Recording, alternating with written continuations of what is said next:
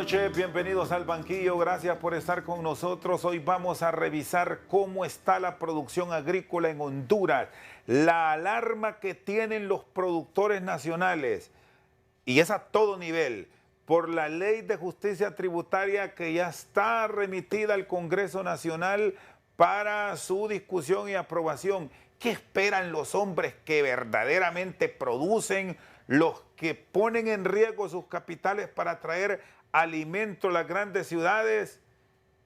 Esta noche está con nosotros el ingeniero Julio Ardón.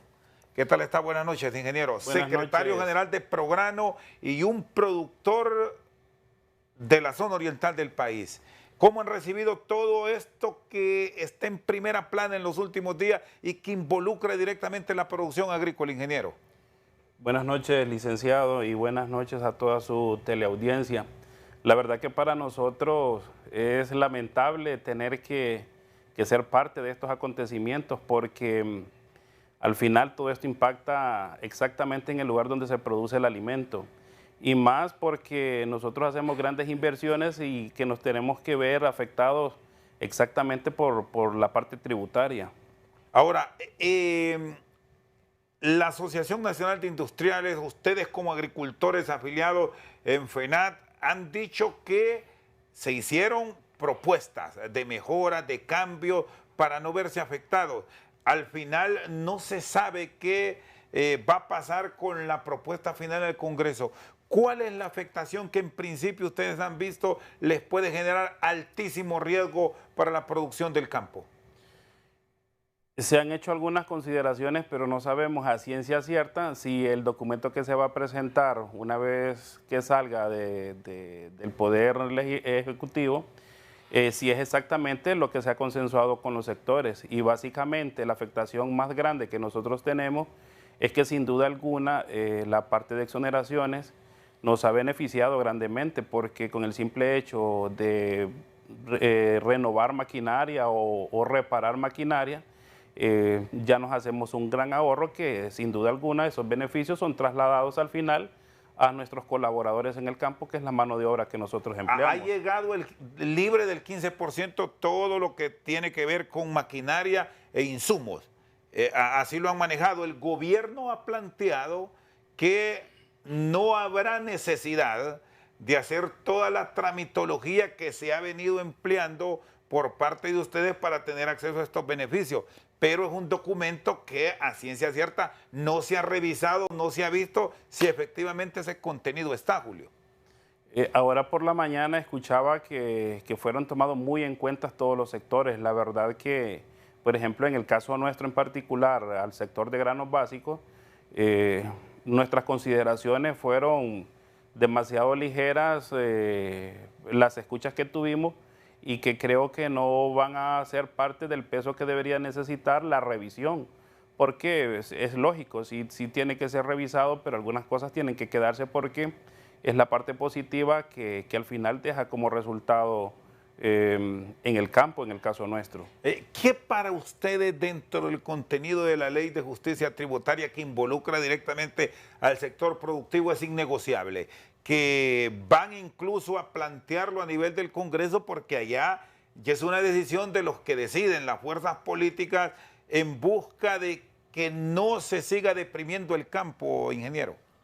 Mire, la verdad que en el caso nuestro pagamos impuestos por la compra de repuestos, por la compra de maquinaria y muy pocos productores. De hecho, yo estoy agremiado a una organización que representa de medianos a pequeños productores. Grandes productores ya prácticamente en el país han desaparecido. Y en nuestro segmento de trabajo no tenemos el alcance para poder importar repuestos, para importar maquinaria. Siempre lo hacemos las compras a través de un concesionario en el país. Y las primeras veces que empezábamos a facturar dándole vigencia a la exoneración, pues notábamos el cambio y mejoraba nuestro poder adquisitivo en cuanto al mantenimiento de maquinaria. Sin duda alguna, si esas cosas que no sabemos si van a seguir o no, porque no se nos ha hecho ver a ciencia cierta, ahí iría una afectación mayor. De hecho, también hay una consecuencia grande porque la dependencia de que no tiene que ver exclusivamente con maquinaria y equipo, pero por ejemplo se paga un impuesto en el uso de la energía eléctrica y La dependencia de la producción de alimentos a base de riego impulsado por energía eléctrica, cada día y cada temporada va creciendo más. Y eso afectaría enormemente el costo de los alimentos. Bueno, y aquí hay otro elemento porque nos enfocamos solamente en el insumo y en la maquinaria, pero paralelo, bueno, y usted introdujo el tema de la energía, que también genera una afectación. Están los combustibles, porque también se requiere para el movimiento de esa maquinaria, el mantenimiento adecuado de las fincas. Es que, por ejemplo, las inclemencias de nosotros como productores son grandes y al final para poder sobrevivir nosotros tenemos que ir innovando y a veces practicar algunos modelos de trabajo que tienen en el resto de Centroamérica. La economía agrícola fuera de Honduras se ve en un mejor escenario que el nuestro. Es cierto que en algunos países vecinos pagan el impuesto sobre venta en los insumos agrícolas, pero las condiciones de trabajo para ellos son diferentes. Por ejemplo, acá nosotros en el tiempo más difícil de pandemia llegamos a pagar un incremento del 100% por los insumos y hoy que las cosas se han venido normalizando, por ejemplo, el costo de los fletes marítimos, las rebajas no han sido del 100%, o sea que el costo de los insumos siempre ha quedado incrementado y cuando usted mete en el saco todo eso, siempre estamos saliendo perdidos.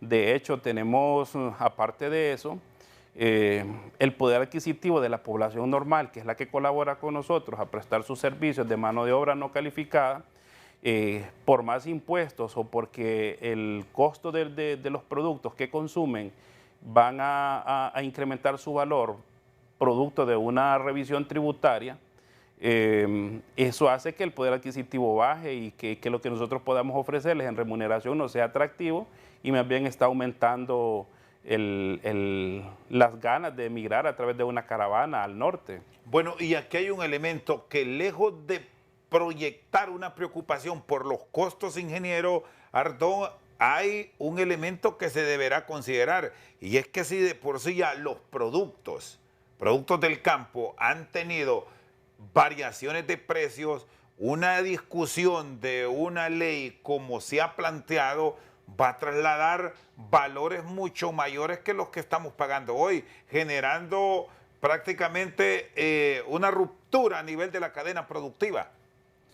Mire, nosotros que estamos constantemente todos los años produciendo uno de los componentes esenciales de la dieta del hondureño, porque yo creo que no hay una duda de que la mayoría de los hondureños nos alimentamos a base de maíz, frijoles y arroz. Escasamente son aquellos los que pueden accesar a un consumo continuo de carne o de los mismos vegetales. Entonces, todos estos elementos vienen a agravar más la situación. Si de por sí casi un poco cerca del 3% de la población del país anda en una crisis alimentaria bien aguda. Entonces, todos estos factores vienen a incrementar esta problemática y por más esfuerzos que nosotros hagamos en el campo, la mayor parte que lo hacemos por cuenta sola, sin apoyo del Estado a través de los diferentes gobiernos que han pasado, de las secretarías que correspondan al oficio, es difícil para nosotros garantizar esa contribución en la seguridad alimentaria. Bueno, y aquí es también revisar el compromiso del Estado con ustedes como productores. Hablando de granos básicos, se hace una enorme inversión, pero cuando vienen ya con la producción activa a ofrecerla, no se les dan los precios de garantía que ustedes demandan para seguir en el campo. De ahí esa notable ausencia que se ha notado y ustedes como productores lo han expuesto, que ya no hay muchos productores a gran escala. E incluso, y ya lo vamos a ver más adelante, hasta encontrar trabajadores para ustedes que siguen como Quijotes se les está complicando. Es que fíjese que la realidad hace referencia a muchos elementos que en el mundo cotidiano creen que no es una problemática. Por ejemplo, tenemos un desplazamiento en las tierras agrícolas por las urbanizaciones, una migración de mano de obra enorme. Y en el caso muy particular, que es el nuestro, porque yo trabajo la agricultura prácticamente desde la infancia. Es por generación. Es de generación. Para poder subsistir, nosotros hemos tenido que diversificar. La base de nuestro trabajo siempre ha sido la producción de granos, con una producción bastante significativa para la agroindustria, pero ya hoy lo que nosotros logramos comercializar con la agroindustria no anda ni por el 50% de lo que hacíamos hace 6, 8 años, hace 5 años. Entonces eso nos ha llevado a poder probar la siembra de otros cultivos de alta rentabilidad. Lastimosamente, en estos espacios de trabajo y de comercialización, poca injerencia hay de parte de los gobiernos como tal. Nosotros como productores siempre somos los mayores afectados porque tenemos que montarnos en el ritmo que nuestro comprador nos pone, pero no hay quien regule ese ejercicio de la compraventa entre el productor y en el otro escenario de producción que son los vegetales. Y Agricultura y Ganadería, el Instituto Hondureño de Mercadeo Agrícola, la misma Secretaría de Desarrollo Económico, ¿en qué ha contribuido para mantener al menos ese incentivo de no abandonar el campo, ingeniero, con un precio justo? Mire, la contribución que hace es muy poca. De hecho, no son promotores de las diversificaciones en el campo. Se ha perdido la transferencia de tecnología, se ha perdido la investigación. Casualmente que hace unos 8 años el problema mayor que teníamos en la producción de granos, específicamente en maíz, era un hongo conocido como mancha de asfalto. Lastimosamente los técnicos de la Secretaría de Agricultura y de la misma DICTA eran pocos conocedores del tema. Fuimos nosotros primero los agricultores que porque nos dolía la piedra en el zapato, empezamos a buscarle respuestas al problema. A ver, pero eso fue hace 8 años. Sí, me llama la atención esto, que ustedes, bueno, el caso suyo es profesional, pero también hay productores del campo que se han forjado con la barreta, con el asadón, y ahí fueron mejorando. Ustedes más bien le dieron cátedra a los que estaban aquí en Tegu, que eran los llamados a orientarlos. Mire, da pena y suena como baños de gloria y pureza, pero esa es la verdad. De hecho, exactamente en este momento hay una nueva afectación de una gran problemática en la producción de maíz. La presión de virus en maíz convencional es algo desconocido y de poco dominio por las autoridades competentes. Y eso nos está llevando a diezmar la producción, que puede llegar hasta un 90% por el virus del achaparramiento del maíz. Entonces, suena gracioso decir que nosotros vivimos el problema, tenemos que investigar nosotros como productores. Y exactamente en esa parte es donde yo lamento que si el país es de vocación agrícola y forestal, los gobiernos como tales no se pongan como objetivo formar ese recurso humano, porque un profesional mejorado su pensamiento en el campo genera mejores ideas a las zonas que pertenecen. Y hoy exactamente es lo menos que el gobierno está haciendo, o lo menos que los gobiernos anteriores han hecho, esa inversión en la formación de profesionales competentes en base a la vocación del país. Exactamente, en esta temporada nosotros lo poco que podamos sembrar, tenemos que estar muy atentos a esa parte que nos va a afectar mucho, que es el virus del achaparramiento del maíz. Y se lo puedo garantizar por este momento que respecto al tema, ninguna de las direcciones del ministerio en competencia del tema tiene conocimiento de esto. Bueno, realidades que se viven con los productores agrícolas. Está con nosotros el ingeniero Julio Ardón, secretario de Prograno en Albanquillo. Una pausa, ya regresamos. La mayor producción de los granos son estacionales. Las producciones dependen de los regímenes de lluvia y también depende de algunas pocas áreas de riego.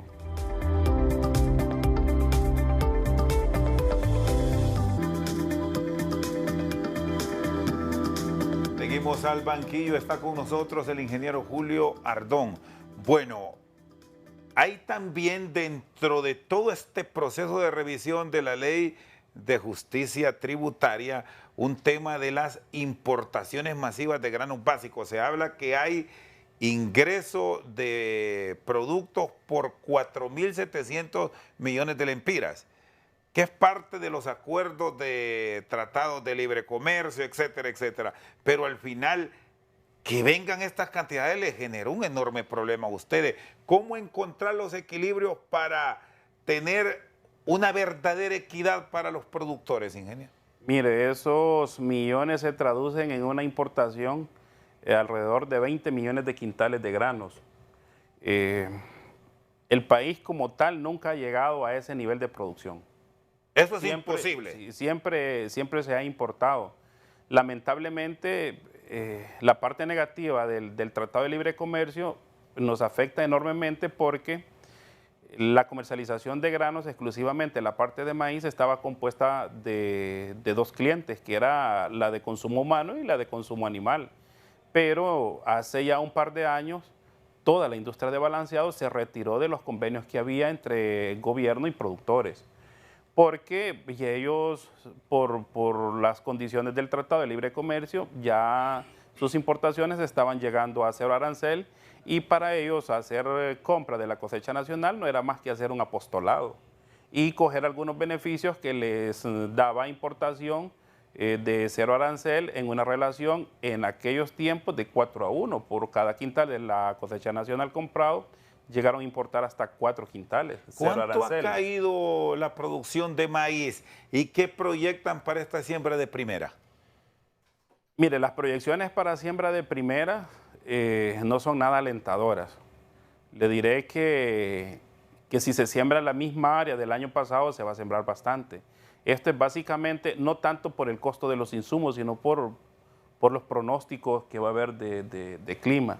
Pero a toda esta inclemencia de la comercialización de granos, existe un instrumento que puede paliar un poco ese impacto económico que ha representado para nosotros los productores. De hecho, hace años se generó un instrumento que fue consensuado al seno del Poder Ejecutivo, que se llama la Ley de Competitividad Agrícola. El objetivo de la Ley de Competitividad Agrícola era que cuando llegáramos a cero arancel, existiese una compensación para formar un recaudo de la cosecha nacional con las importaciones y todos los similares a los granos básicos. La Ley de Competitividad Agrícola no solo existe exclusivamente para los granos básicos, sino para la industria de la carne, para la industria láctea, pero lastimosamente el único sector que está fuera de este juego es el sector de granos básicos. Diseñar ese sistema de recaudo o el valor del recaudo para el sector de granos básicos es un tema de consensuar.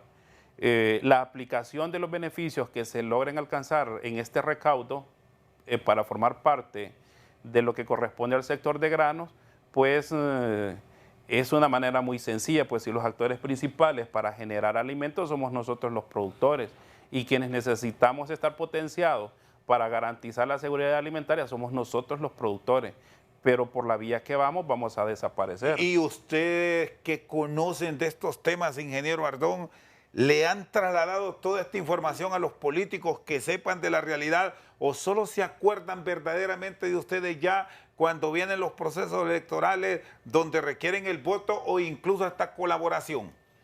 Fíjese que esta ha sido una tarea incansable. De hecho, fui encomendado hace varios años para darle vida a la parte que corresponde de granos dentro de la Ley de Competitividad, ligado con la FENAC. Lastimosamente, en esta participan grandes empresas que no lo ven a bien, simple y sencillamente porque la ley fue consensuada al seno del Poder Ejecutivo. No es una ley que haya sido promulgada al interior del Congreso Nacional.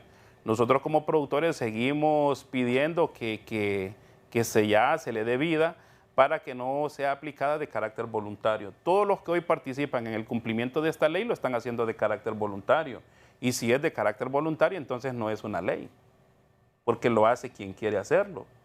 Pero sí debería de ser, porque ese es un mecanismo. Cuando usted me preguntaba al inicio que si qué deberíamos de hacer para compensar la afectación que tenemos por la pérdida de mercado en los granos o por las importaciones a cero arancel, que de por sí el año pasado anduvieron alrededor de 20 millones de quintales, Ese debería de ser el mejor mecanismo para poder potenciar esa infraestructura en el campo, porque también tenemos el otro problema que se habla mucho de producir con riego.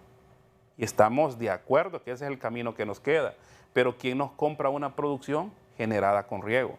Con riego hoy, en este momento, los cultivos de mayor rentabilidad son vegetales, pero producir granos con riego tendríamos que estar vendiendo el quintal de maíz mucho más caro de lo que ha sido tasado en esta última temporada con la agroindustria. Y aquí es donde venimos a ese punto de que si el Estado fuera un verdadero promotor de volver al campo, tendría precios adecuados, competitivos, para apoyar al productor, y hasta ahora no lo ha hecho. Recordamos lo del año pasado, que encontrar un precio de 1.400, que se habló 1.600, eran los promedios manejables para el frijol, pues pegaron el grito al cielo y después estaban buscando comprarlo a un precio mucho mayor. Sin embargo, al productor nunca le ofrecieron un valor adecuado. Es que el problema es, dicen que es fácil criticar cuando uno está afuera, pero también ese es el papel del Estado y los gobiernos como tal. O sea, nosotros somos un país en vías de desarrollo, entonces debemos de estar abocados exactamente a lo que nos da el sustento. Somos un país de vocación agrícola forestal. Yo no discrepo en que nos acerquemos a las nuevas oportunidades de trabajo, invertir en inteligencia artificial, pero todo lo que vaya con sello hondureño no va a tener tanta aceptabilidad si no es siendo maquilado por una transnacional de mucho prestigio en el país. Pero a nosotros como tal nos quedará seguir produciendo materias primas, porque es decir, ustedes producen con grandes esfuerzos y otro es el que termina encontrando ese plus de valor agregado. Así es, toda nuestra cosecha viaja de oriente, del sur para el norte, y de allá viene de vuelta en un saco de concentrado, en una bolsa de harina de maíz. Nosotros hemos pedido apoyo para la formulación de un proyecto agroindustrial a título de productores, que nosotros seamos los propios aportantes de la materia prima y generarle nosotros ese valor agregado a toda la materia prima que nosotros producimos. Es lamentable que nosotros nos paguen 4 lempiras por una libra de arroz como productores y que a la hora de consumirlo tengamos que pagar 16 lempiras por esa libra de arroz. Es abismal los precios. Entonces, en esa cadena hay un segmento que es el que está recibiendo el mayor beneficio. ¿Y qué tanto se ha migrado, ingeniero Ardón, de lo que es, vaya, hablamos que Olancho siempre está a la cabeza en producción, le sigue El Paraíso y Oro, esos son los graneros de nuestro país en los últimos tiempos, pero hay una reducción notable, me decía usted, ¿en qué promedio la están sintiendo? Mire, nosotros creo que hace más o menos en el 2015 la producción andaba arriba de 30,000 manzanas solo para la parte de maíz. Hoy de las 30,000 manzanas creo que no andaremos ni en el 50% de la producción. De un promedio de 15,000 aproximadamente. Sí. Entonces, ¿por qué sucede esto? Cambio climático. También hay un relevo generacional que no quiere hacerse cargo del campo. Si usted va y busca quiénes son los encargados de hacer producir el campo ahorita, son gente ya adultas, gentes que están arriba de los 50 años, gente abajo de los 50 años ya no se quieren involucrar en el campo, porque la rentabilidad que se alcanza es menor. Pues. Ustedes en el altiplano están viviendo esto, ya es una segunda, tercera generación que no está encontrando el relevo. Sí, pero bendecidos porque no nos hemos enfrascado y en el momento oportuno tomamos la decisión de diversificarnos. De hecho, el altiplano es uno de los sectores en el departamento del Paraíso y en el municipio de Danlí con mayor dinámica de riego y riego por goteo. Entonces eso nos ha hecho que nos mantengamos en la actividad y lógicamente son cultivos rentables los vegetales y ahí ya son más atractivos para cualquier productor independientemente de la edad que tenga. Y no son los cultivos estacionales como la producción de frijol, como la producción de maíz y la misma producción del arroz. Bueno, el tema de la producción de frijoles que también muestra una alta productividad. ¿El Paraíso cómo están? ¿Pasa lo mismo que el maíz? Sí, el comportamiento es el mismo, porque recuerde que la mayor producción de los granos son estacionales. Las producciones dependen de los regímenes de lluvia y también, también depende de algunas pocas áreas de riego. Y el otro elemento, ya para pasar al tema de los vegetales, que me llama la atención, esto que me planteó al inicio, que muchas zonas productivas están más bien ahora utilizándose para proyectos habitacionales, para otro tipo de infraestructura, ¿qué tanta factura nos puede pasar en los próximos años? La verdad que va a ser una factura grande. Primero, porque se va a perder esa cultura de hacer producir la tierra. Lo otro, hay algunas consecuencias que no tienen que ver exclusivamente con tema agrícola, sino con un tema de sanidad poblacional. Todos estos proyectos que están invadiendo el área agrícola están siendo concebidos de mal manera. De hecho, proyectos que no tienen tratamiento de aguas servidas, proyectos que no tienen un suministro puro de agua para consumo humano. Entonces, en pocos años, esto más bien es una bomba de tiempo que se va a convertir en una carga sanitaria para el Estado. Muy bien. Julio Ardón, productor de granos básicos y productos no tradicionales en el departamento del Paraíso, está con nosotros al banquillo. Pausa, ya regresamos. Nosotros nos limitamos a espacios pequeños de comercialización. Si se revisaran las importaciones de lo que nosotros producimos, también se estaría pujando pues, por una mayor apertura a nuestras producciones.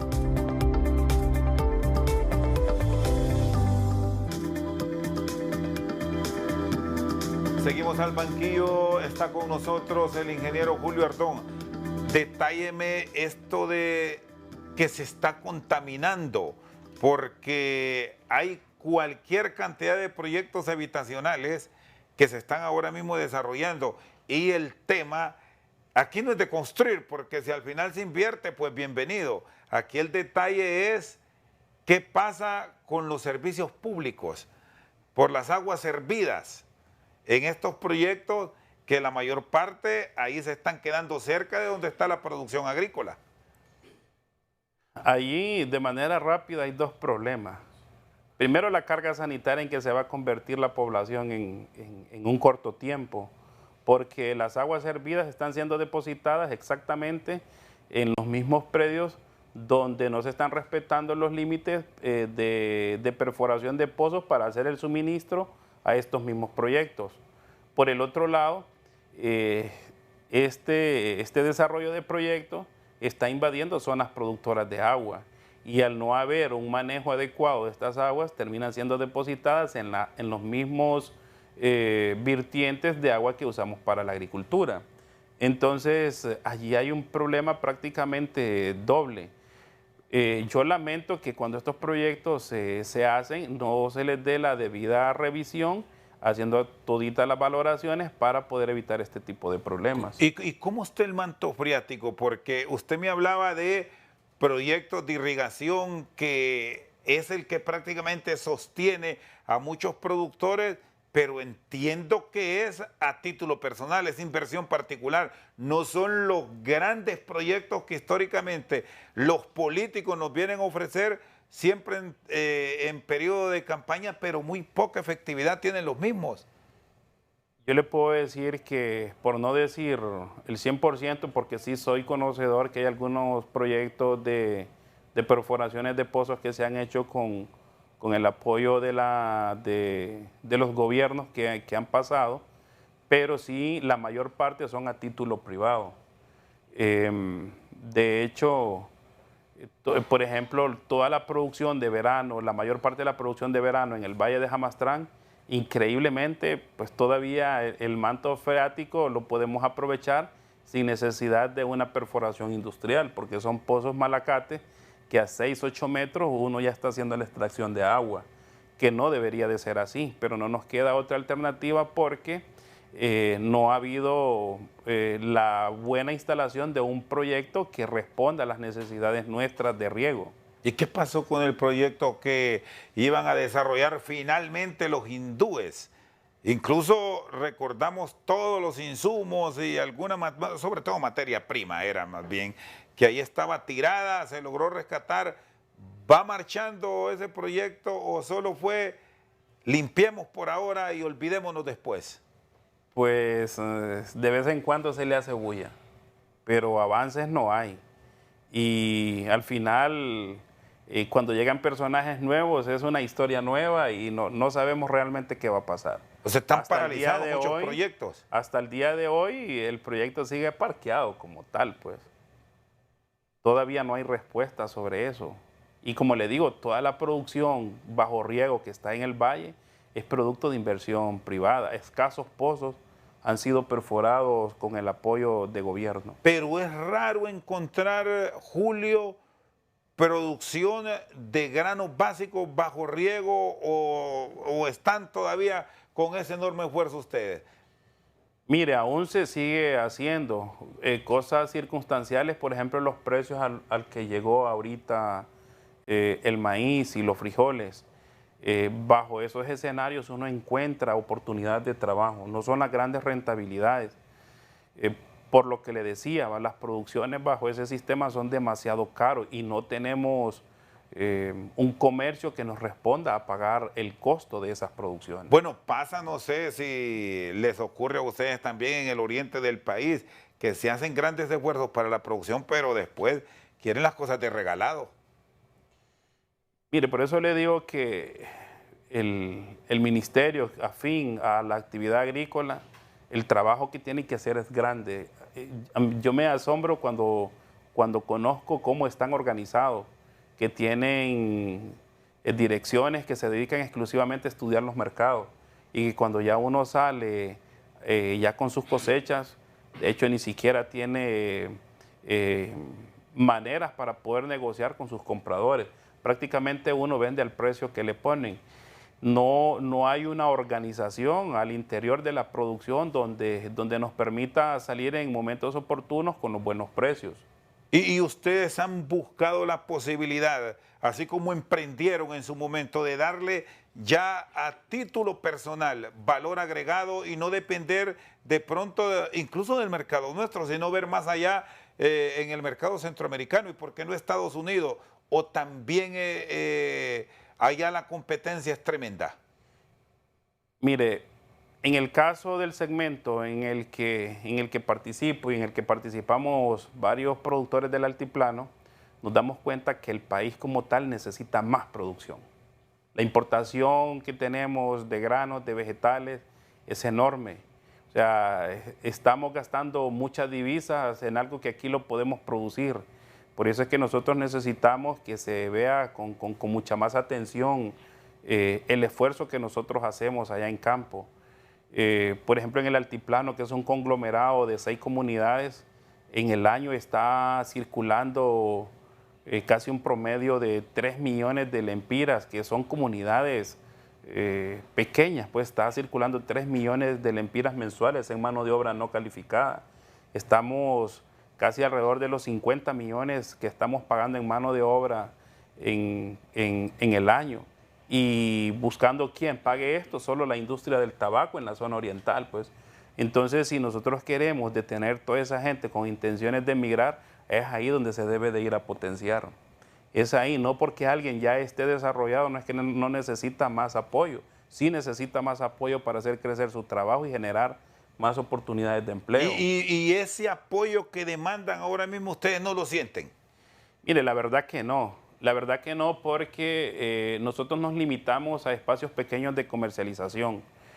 Si se revisaran las importaciones de lo que nosotros producimos, también se estaría pujando pues, por una mayor apertura a nuestras producciones. Y ya han enfrentado, perdón Julio, y ya han enfrentado este problema ustedes que han también advertido ahí mismo en el oriente del país, los caficultores, que aun y cuando esté ese ofrecimiento, laboral, la gente no quiere trabajar o ya no están porque se fueron. Es que ese problema todos los años va creciendo. Por ejemplo, ¿qué le digo? Para la zona donde nosotros tenemos influencia con café, el corte de café, la lata de café se empezó a pagar a 50 lempiras y se terminó pagando a 90 lempiras por escasez de mano de obra. La poca mano de obra se da el lujo de pedir en cada corte que viene un precio diferente y más caro. Entonces hay una demanda de mano de obra enorme, la gente no quiere trabajar porque para ellos es más fácil agarrar la caravana. ¿Ustedes cómo están? Miren, ¿Hay mano de obra o ya la tecnología es la que les está prácticamente sosteniendo la producción? miren, en el caso nuestro tenemos compromisos con la agroindustria, tenemos compromisos con los supermercados y nuestra producción no podía parar. Nosotros tuvimos que sustituir mano de obra por equipo, por tecnología. Las cosechas de granos tuvimos que tecnificarlas, tuvimos que mecanizarlas. La demanda que teníamos para las aplicaciones de productos y no depender exclusivamente de un jornal, tuvimos que endeudarnos, enjaranarnos y comprar equipo que sustituyera la labor que hacía un jornal en la aplicación de insumos. Bueno, aquí estamos viendo ya procesos de fumigación con drones. Sí, fíjese que esas son las cosas que le digo yo que el gobierno como tal debería de apuntarle, el Estado como tal debería de apuntarle. Imagínense la dificultad que tenemos para controlar esa plaga que es tan grave por ejemplo, en la temporada de maíz. Por ejemplo, hay una plaga muy específica que se llama Dálbulos, que es la que transmite el virus del achaparramiento. Por ejemplo, una enfermedad muy grave que es la mancha de asfalto. Nosotros haciendo esos trabajos con una fumigación normal con tractor, lastimosamente le vamos a dar respuesta a ese problema. La virulencia de esas enfermedades son tan grandes que si no nos sumamos con un equipo mucho más eficiente no lo vamos a lograr.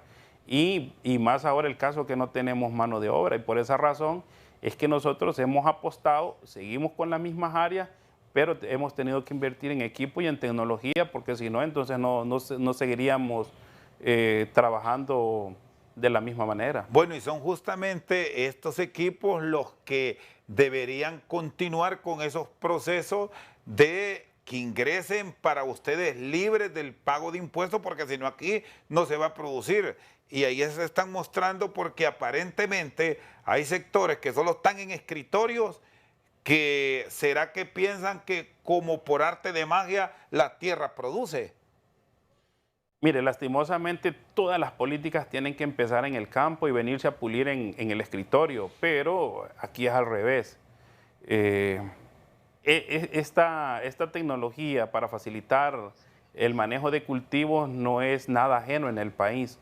Lastimosamente nos toca a nosotros a nivel privado buscarla, pero no tenemos esa entidad que le corresponde transferir tecnología, investigar esos procesos de eficiencia, por ejemplo, en las aplicaciones de productos a través de drones aéreos de fumigación. Entonces, lamentamos que más bien nosotros vayamos adelante de quien corresponde ir adelante en estos procesos. Muy bien, el ingeniero Julio Ardón con nosotros al banquillo. Una pausa, ya regresamos. Así como va cambiando efecto del mismo cambio climático, le va cambiando su manera de trabajar en el campo. Entonces, este tipo de tecnología nos permite ser muy oportuno en la aplicación cuando el cultivo lo amerita ser tratado.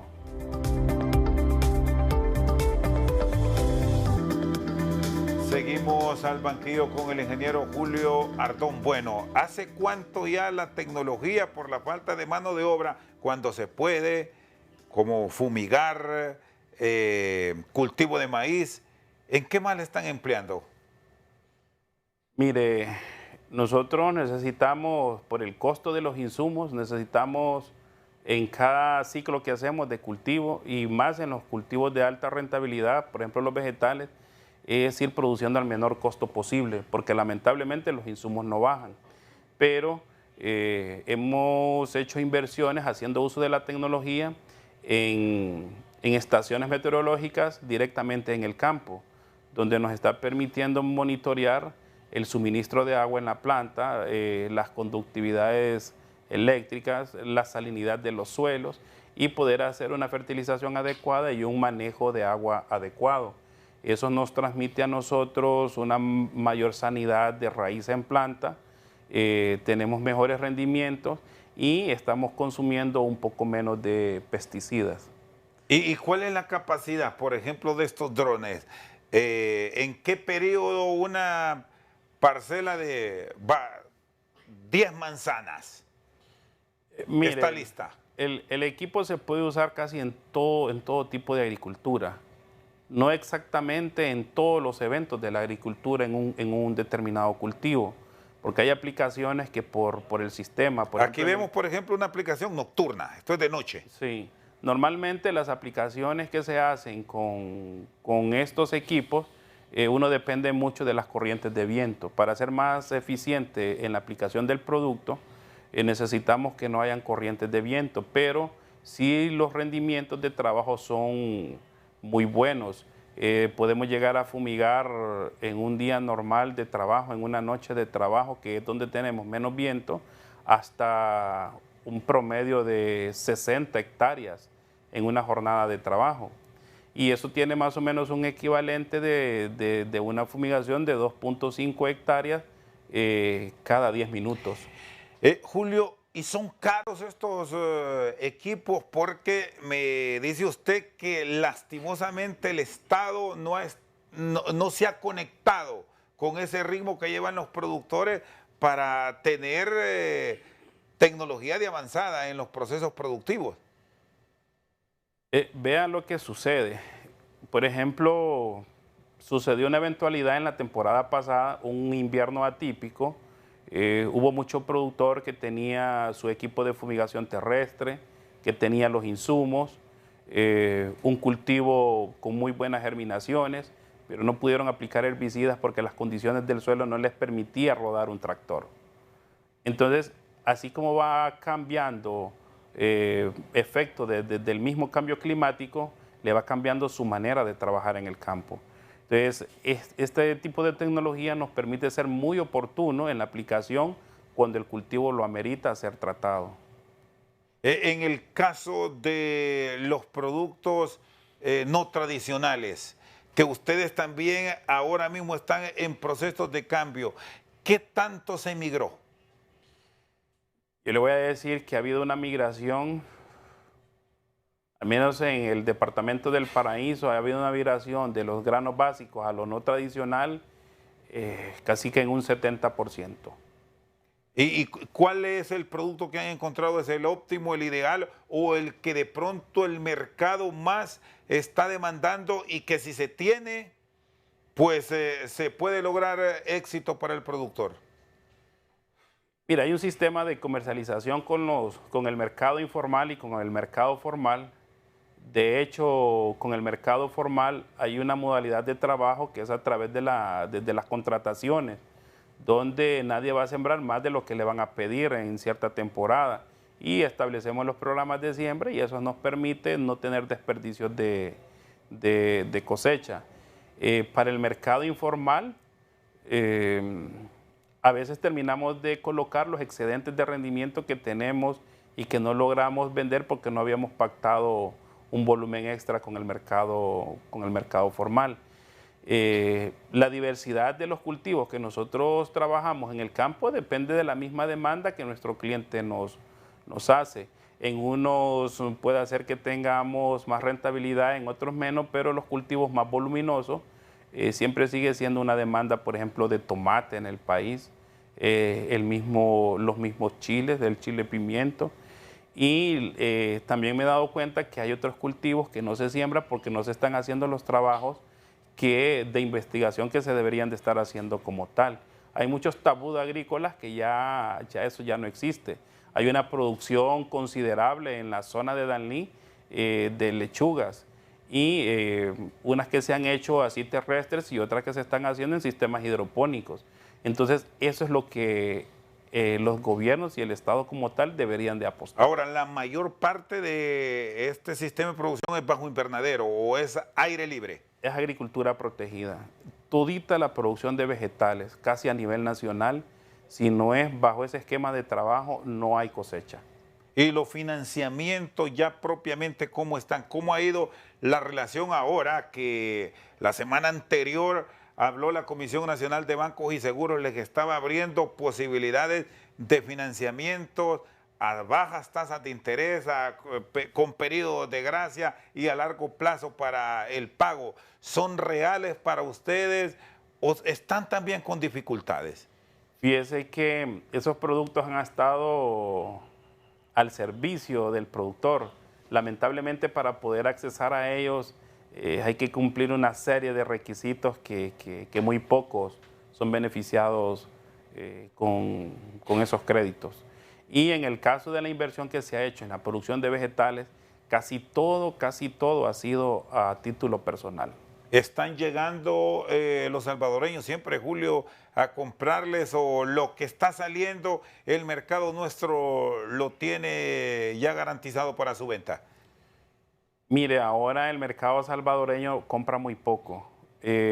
Casi como por un periodo de 10 años para acá, el mercado salvadoreño dejó de ser atractivo para el productor hondureño en el segmento de vegetales.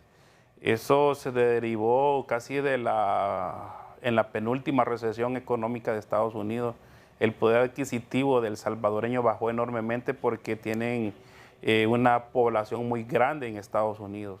La gente, puedo poner un ejemplo, llevábamos 15,000 libras de tomate, y esas 15,000 libras, cuando la gente tenía buen poder adquisitivo, uno parqueaba su carro y en 2 horas estaba despachado. Ya por último, esas 15,000 libras necesitaban 48 horas para ser vendidas. Entonces el poder adquisitivo también, así como ha sido afectado acá en Honduras, también fue afectado en El Salvador, que era nuestro mayor comprador de hortalizas. Hoy lo que hemos hecho es ir conquistando ese espacio, ganando el espacio a las importaciones, y eso es lo que queremos, que nos sigan abriendo espacios. Y no solo con los vegetales tradicionales, que nos ayuden a hacer investigación y desarrollo para ver qué más podemos seguir produciendo en el campo y no depender de esa importación de vegetales, que la factura es grande. ¿Hay riesgo de escasez, Julio?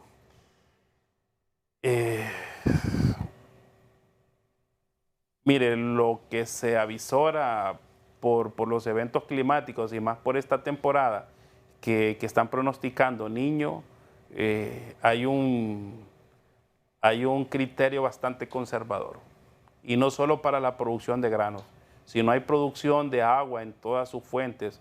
Usted me preguntaba anteriormente por el manto freático. Nosotros hemos visto un comportamiento que, así con estas temperaturas, cada año está bajando alrededor de 1,5 metros el nivel del agua.